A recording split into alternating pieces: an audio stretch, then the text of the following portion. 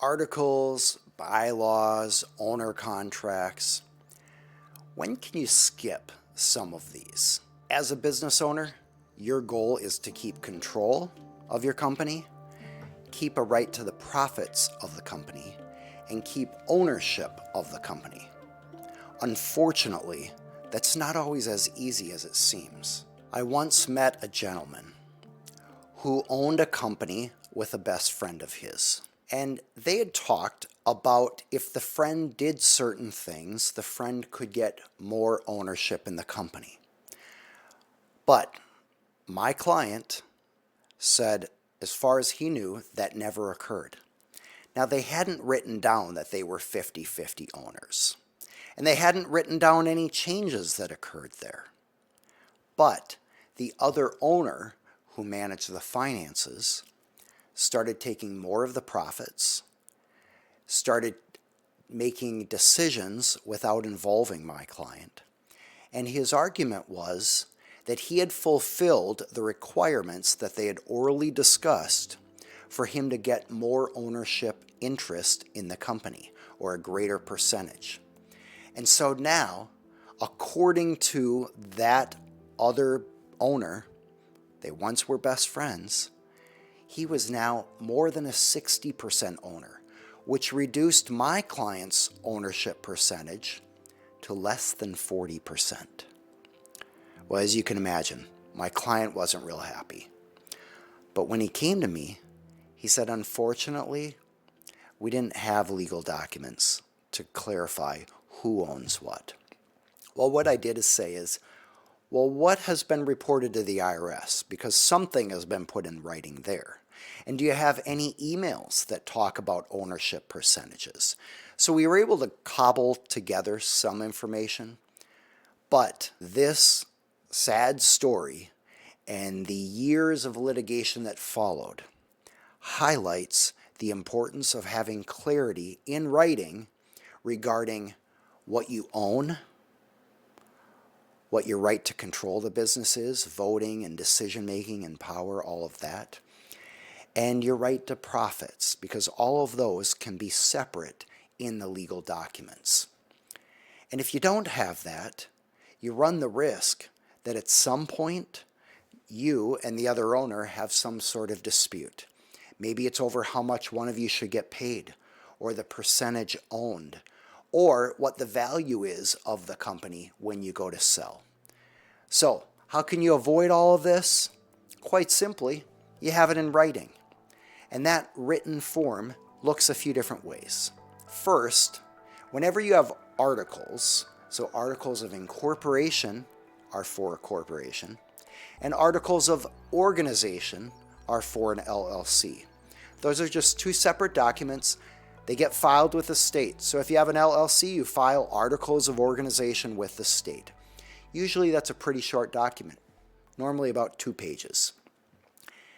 That's a public document, but often the bylaws or operating agreement are internal rules. Now, in a corporation, you usually have internal rules that are called bylaws.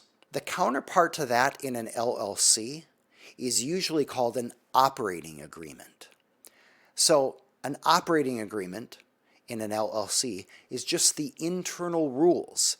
It typically says who are the officers, how is voting done, how are profit distributions done, what are the mechanics of the financials.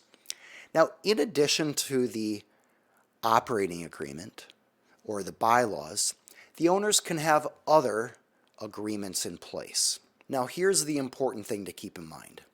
The bylaws and the operating agreement generally apply to all owners and officers in the company, but they might have some side agreements.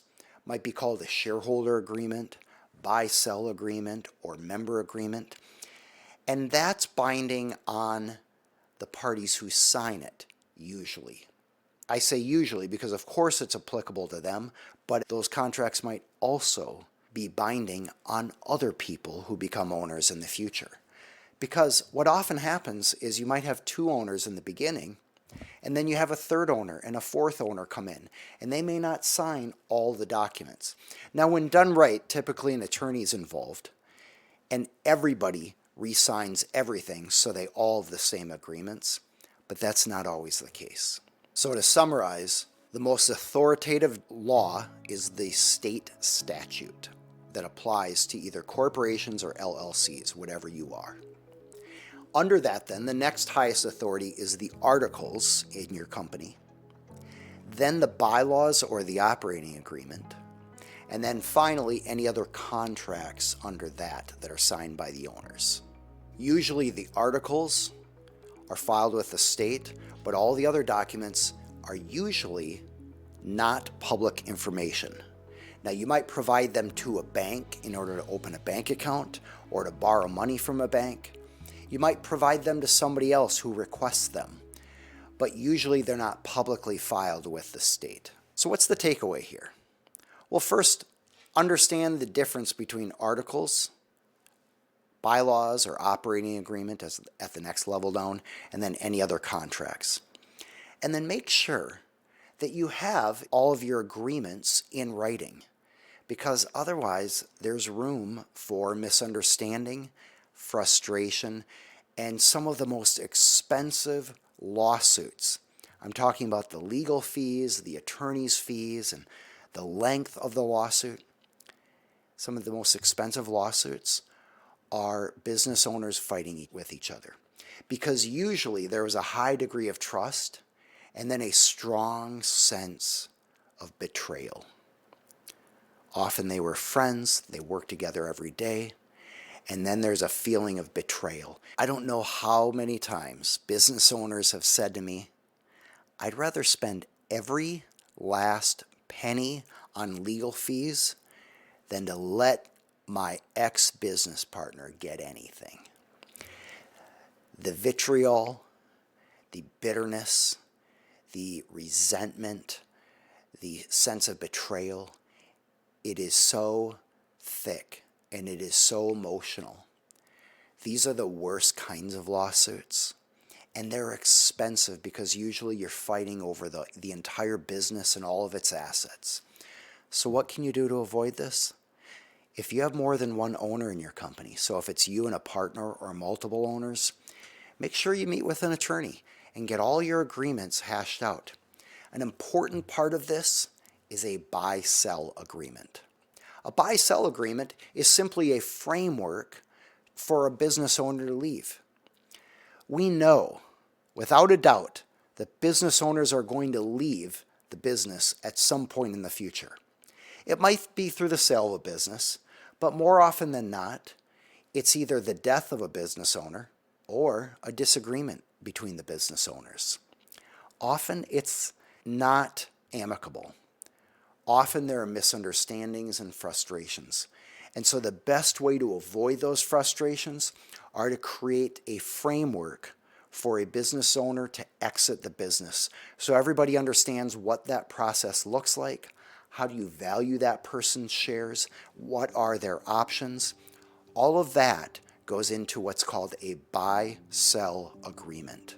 So having a buy-sell agreement is a fundamental, simple thing that business owners can do to avoid very expensive and distracting lawsuits years down the road.